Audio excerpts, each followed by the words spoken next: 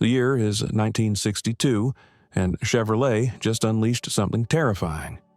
A small block so violent, so brutally efficient, that NASCAR officials started sweating the moment it hit the track. They called it the Turbo Fire 327, and buried inside its cast-iron heart was a secret.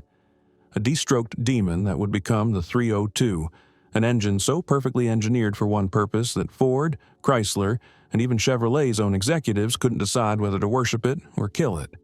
This is the story of how a displacement loophole, a brilliant engineer named Vince Piggins, and a rulebook nobody read carefully enough created one of the most legendary small blocks in American automotive history, and then, just when it reached its peak, how corporate fear and racing politics tried to bury it alive. But here's the twist. It didn't stay dead. Because decades later, hot rodders, restorers, and obsessive gearheads resurrected the 302 from junkyards and forgotten crates, turning Chevrolet's forgotten weapon into a cult icon that still makes V8 purists weak in the knees.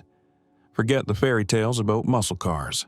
This is the raw, unfiltered truth about the engine that rewrote the rules and paid the price for being too damn good. Let's rewind to 1955. Chevrolet's engineering team, led by Ed Cole, had just dropped the original small block V8, a lightweight, compact, overhead valve masterpiece that would change everything. The 265 cubic inch engine debuted in the Corvette and Bel Air, and it was an instant hit. Smooth, powerful, and infinitely tunable. It was everything the old Stovebolt inline-six wasn't, but Cole and his team weren't satisfied. They knew this engine had potential far beyond what they'd shown the public. So, they started planning. Bigger bores, longer strokes, higher compression ratios, the works, and by 1962, that original 265 had evolved into the 327, a 327 cubic inch small block that pumped out 250 to 365 horsepower, depending on how you ordered it. The 327 was a rocket, light, compact, and torquey enough to embarrass big blocks twice its size. It powered Corvettes, Impalas, Novas, and Camaros. It dominated drag strips and road courses, and it did it all while fitting neatly between the frame rails of just about anything Chevrolet made. The aftermarket loved it, mechanics loved it, drivers loved it, but there was one place where the 327's dominance hit a wall: Trans Am racing. See, the Sports Car Club of America had created the Trans-American Sedan Championship in 1966, a racing series designed to showcase production-based sedans and pony cars. It was supposed to be about cars you could actually buy, not purpose-built race machines. To keep things fair, they instituted strict rules. One of the biggest was the displacement limit. If you wanted to race in the premier class, your engine couldn't exceed 305 cubic inches, or roughly 5 liters. And that was a problem for Chevrolet, because the 327 was too big. At 327 cubic inches, it didn't qualify. Ford, meanwhile, had the perfect answer. Their 289 cubic inch small block fit comfortably under the limit, and they'd already been campaigning it in Mustangs with devastating success. Shelby American, led by the legendary Carroll Shelby, had taken that 289 and turned it into a Trans Am dominator. By 1967, Ford was flexing hard, and Chevrolet was on the outside looking in. Corporate pride was on the line. Chevrolet couldn't just sit there and let Ford run away with the championship. They needed a motor that could compete, and they needed it fast. Enter Vince Piggins. If you don't know the name, you should. Piggins was Chevrolet's product promotions manager, but that title doesn't do him justice. He was a gearhead, a racer at heart, and a master at working the system. Piggins understood the rule book better than the people who wrote it, and he knew exactly how to exploit every loophole. He'd already been instrumental in creating the Z28 Camaro, a homologation special designed specifically to meet SCCA's production requirements. But the Z28 needed an engine, and that's where Piggins got creative. He couldn't use the 327 because it was too big. He couldn't use the 283 because it was too small and didn't make enough power. So he did something brilliant. He took the best parts from both and built something new. The plan was simple on paper, but genius in execution. Take the block from the 327, which had a 4.00-inch bore, and made it to the crankshaft from the 283, which had a 3.00-inch stroke. The math worked out perfectly. 4.00 times 4.00 times 3.00 times 0.785, 4 times 8 cylinders equals 301.6 cubic inches. Round it up, and you get 302. Just under the 305-inch limit. Legal, lethal, and ready to race. Chevrolet called it the Turbofire 302, and it was everything the Trans Am series didn't see coming. But this wasn't just a parts bin special. The 302 was a purpose-built race motor disguised as a production engine, and the engineering behind it was nothing short of brilliant. Let's talk about what made the 302 so special. First, the displacement. By using the shorter stroke from the 283, Piggins and his team created what's called an oversquare engine. That means the bore is larger than the stroke, which has some very specific advantages. Shorter stroke means the pistons don't have to travel as far up and down, which means the engine can rev higher without tearing itself apart. And in racing, high RPM equals high horsepower. The 302 could comfortably spin to 7,000 RPM and beyond, a trait that made it a screamer on road courses where sustained high revs were the name of the game. But high-revving capability alone wasn't enough. Chevrolet had to make sure the engine could breathe at those speeds, so they equipped the 302 with a set of cylinder heads that were absolute works of art. These weren't your run-of-the-mill small block heads. They were specially designed with larger valves, improved port shapes, and a combustion chamber layout optimized for high RPM airflow. The intake valves measured 2.02 inches, and the exhausts were 1.60 inches. Big valves for a small block, and they made all the difference. More air in, more exhaust out, more power everywhere. To feed those heads, Chevrolet used a Holley 780 cubic feet per minute 4-barrel carburetor. That's a lot of airflow for a 302 cubic inch engine, but it was necessary. The engine was designed to pull hard at high RPM, and it needed fuel and air in massive quantities to keep up. The intake manifold was a high-rise design, optimized for top-end breathing. Low-end torque? Not a priority. This motor was built for one thing: screaming down straightaways and holding revs through long, sweeping corners. Then there was the camshaft. Oh, the camshaft. Chevrolet equipped the 302 with a solid lifter, high-duration cam profile that was about as street-friendly as a chainsaw. It had aggressive lift, long duration, and virtually no overlap concessions for drivability. The result was an engine that idled rough, hated low RPMs, and came alive only when you buried the throttle and let it sing. For a race car, that was perfect. For a street car, it was a nightmare, and Chevrolet knew it. But they didn't care, because the 302 wasn't built to cruise. It was built to win. The compression ratio was another key piece of the puzzle. Chevrolet ran the 302 at 11:1 compression, which required high-octane race fuel to avoid detonation. Pump gas? Forget it. This engine drank premium like it was going out of style, and even then it demanded careful tuning to keep it from pinging itself to death. But that high compression was essential for extracting every last horsepower from the small displacement. It also meant the engine ran hot, stressed its internals harder, and required constant maintenance. Again, perfect for racing, terrible for daily driving. Now, here's where it gets interesting. Chevrolet officially rated the 302 at 290 horsepower at 5,800 RPM. That's what they told the public, what they printed in the brochures, and what they submitted to the SCCA for homologation. But anyone who dyno tested the engine or actually raced one knew the truth. That number was a lie, a strategic, carefully calculated lie. Real-world dyno runs consistently showed the 302 making closer to 350 to 375 horsepower in street trim. In full race spec, with open headers, tuned carburetors, and optimized ignition timing, some engines pushed well past 400 horsepower. That's insane for a 302 cubic inch motor, and it's a testament to just how well Chevrolet had engineered this thing. But why lie about the horsepower?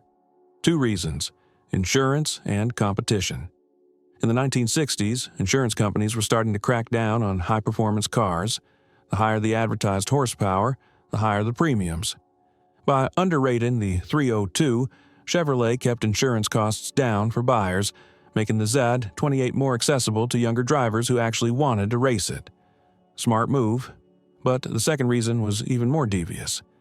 By lowballing the horsepower, Chevrolet made the 302 look less threatening to competitors and sanctioning bodies.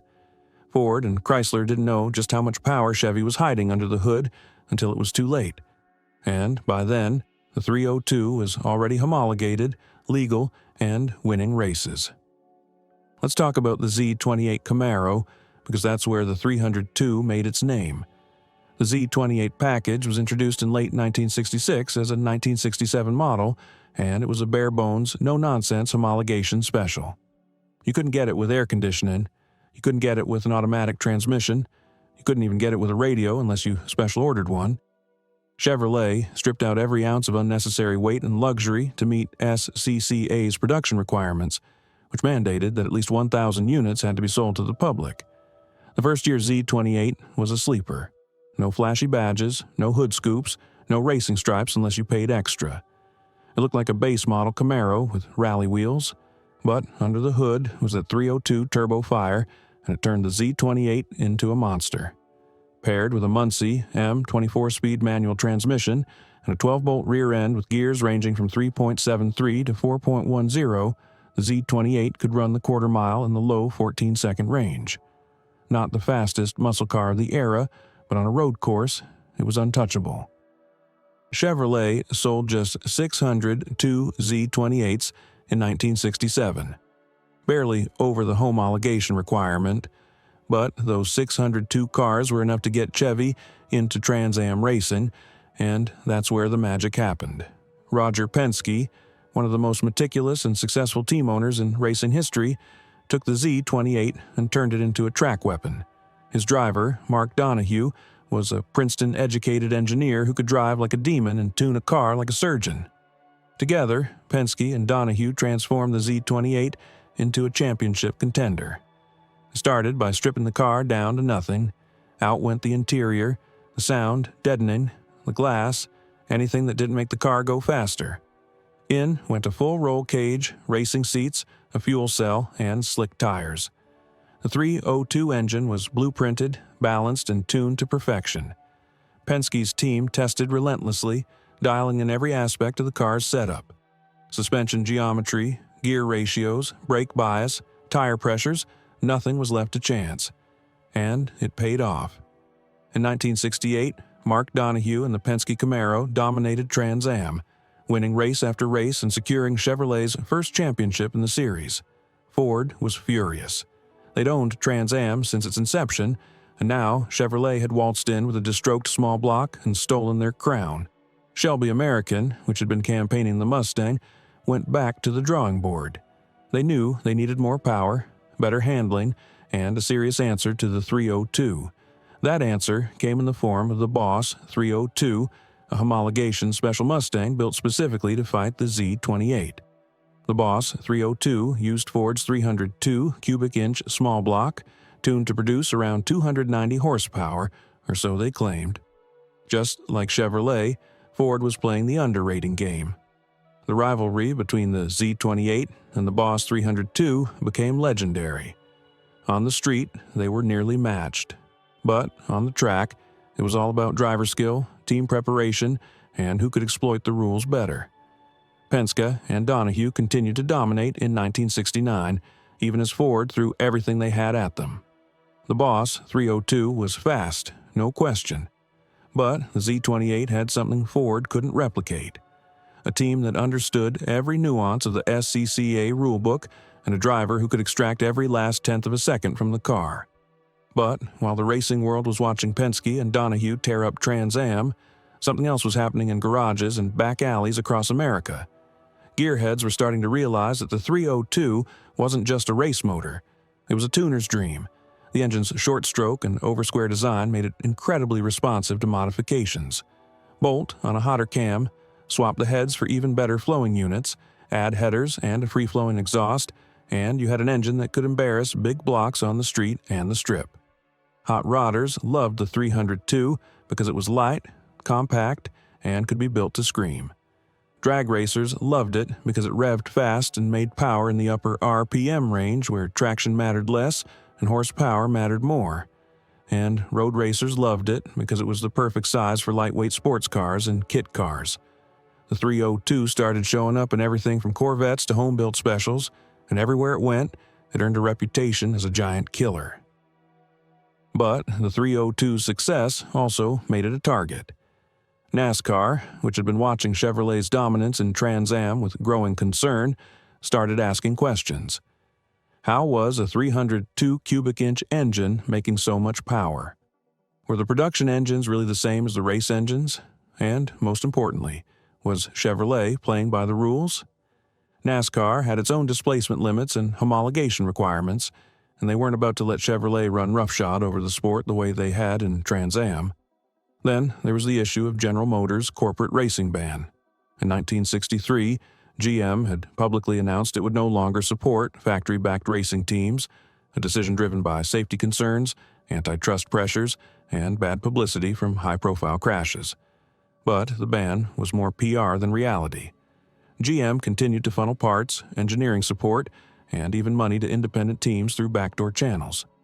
Vince Piggins was one of the key players in this shadow operation, quietly ensuring that Chevrolet stayed competitive even without official factory support. The 302 Turbofire was a perfect example of this gray area strategy. Officially, Chevrolet wasn't racing. Unofficially, they were supplying parts, technical support, and homologation specials like the Z28 to teams like Penske Racing. It was a game of plausible deniability, and Chevrolet played it better than anyone. But it couldn't last forever. By the early 1970s, the muscle car era was coming to an end. Emissions regulations, insurance costs, and the 1973 oil crisis killed the market for high-performance engines. The 302 Turbofire, which had been designed purely for racing, didn't fit into this new reality. In 1970, Chevrolet made some changes to the Z28. The 302 was still available, but it was detuned slightly to meet emission standards. Horsepower dropped, compression ratios came down, and the engine lost some of its edge. By 1972, the 302 was gone, replaced by the 350 cubic inch small block as the Z28's standard engine. The 350 made more torque, was easier to live with on the street, and could be tuned to meet the new regulations. But it wasn't a 302. It didn't rev like a 302. It didn't sound like a 302. And it sure as hell didn't have the same racing pedigree. The death of the 302 felt like the end of an era. Enthusiasts mourned the loss of one of Chevrolet's most iconic race engines. But here's the thing. Legends don't die. They just go underground. And the 302 was about to prove that it wasn't done yet. Because while Chevrolet had moved on, the hot rodding community hadn't. Builders, tuners, and racers who understood what made the 302 special started hoarding parts. They pulled 302 blocks out of junkyards, salvaged cylinder heads from wrecked Z28s, and stockpiled crankshafts, rods, and pistons. They knew that someday, when the muscle car revival came, the 302 would be worth its weight in gold. And they were right. By the 1980s and 1990s, the muscle car hobby exploded. Classic Camaros, Mustangs, and Corvettes became collector's items, and restorers started hunting for original engines to keep their cars authentic. The 302 Turbofire, once dismissed as a niche race motor, was suddenly one of the most sought-after small blocks in existence. Values skyrocketed. A complete, numbers-matching 302 could fetch thousands of dollars, and pristine examples were worth even more. But it wasn't just collectors driving the 302 revival. Modern engine builders discovered that the 302's basic architecture, short stroke, big bore, high-revving design, was perfect for contemporary performance builds. With modern fuel injection, electronic ignition, and CNC-ported heads, the 302 could be built to make 500, 600, even 700 horsepower while still maintaining its streetability. And because the engine was based on the classic small-block Chevy platform, parts availability was excellent. You could build a 302 using a mix of vintage and modern components, creating a motor that looked period-correct but performed like a modern race engine. One of the most popular modern applications for the 302 is road racing. Vintage Trans Am recreations, SCCA club racing, and historic motorsport series all welcome the 302 with open arms. Builders love it because it's light, compact, and perfectly suited to the high RPM demands of road course racing. And with modern machining techniques, the 302 can be built to tolerances that were impossible in the 1960s, making it more reliable and more powerful than ever. Drag racers, too, have embraced the 302. In classes with cubic inch limits, the 302's combination of high RPM capability and strong top-end power makes it a competitive choice, and because it's smaller than a 350 or 383, it's lighter, which means better weight transfer and quicker ETs. Some of the fastest small-tire drag cars in the country are running built 302s, and they're running low 9-second, even high 8-second quarter miles. Not bad for an engine that's over 50 years old, but perhaps the most interesting modern use of the 302 is in street rods and pro touring builds. Enthusiasts who want the look and sound of a classic small block, but with modern performance, are turning to the 302 as a unique alternative to the ubiquitous 350. With a lumpy cam, side draft carburetors, and open headers, a 302 sounds like nothing else. It's high-pitched, angry, and unmistakably vintage. And when built right, it can make power that rivals or exceeds modern LS engines, all while fitting into tight engine bays and maintaining that old-school aesthetic. So, what's the legacy of the 302 turbofire? It's complicated. On one hand, it was a homologation special, an engine built to exploit a rulebook loophole and win races. It was never meant to be a volume seller, and Chevrolet never marketed it as a street performance engine. But, on the other hand, it became one of the most iconic small blocks in American automotive history. A motor that defined an era of racing and inspired generations of gearheads. The 302 proved that displacement isn't everything. It showed that with the right engineering, a small engine can punch way above its weight. And it demonstrated that sometimes the best way to win isn't to build the biggest, baddest motor you can. It's to build the smartest one. The 302 was smart, it was calculated, and it was devastating. Ford learned that lesson the hard way. So did Chrysler, and so did anyone else who underestimated what Vince Piggins and his team had created. But the 302's story also raises some uncomfortable questions. Was it fair? Did Chevrolet exploit the rules in a way that violated the spirit of the competition? And did the engine's success come at the cost of sportsmanship and honest racing? Those are debates that still rage today, and there's no easy answer. Some say Chevrolet was just being clever, using the tools available to them to win. Others say they bent the rules so far they practically broke them, and that the 302 was a loophole engine that never should have been allowed to compete. What's undeniable is that the 302 changed the game. It forced competitors to innovate, pushed the limits of what a small block could do, and created a rivalry between Chevrolet and Ford that defined an entire era of motorsports. Without the 302, there's no Boss 302. Without the Boss 302, the Mustang versus Camaro rivalry might never have reached the fever pitch it did. And without that rivalry, American performance cars might have evolved in a completely different direction. Today, the 302 turbofire sits in a weird place in automotive history. It's revered by purists and collectors, sought after by vintage racers, and celebrated as one of Chevrolet's greatest engineering achievements. But it's also a reminder of a time when rules were made to be broken, when corporate racing bans were ignored, and when winning mattered more than playing nice. It's a relic of an era that's never coming back, and maybe that's what makes it so special. Because the 302 wasn't just an engine, it was a statement. It was Chevrolet saying, "We don't care about your displacement limits, your homologation rules, or your expectations. We're going to build the best damn small block we can, and we're going to beat you with it."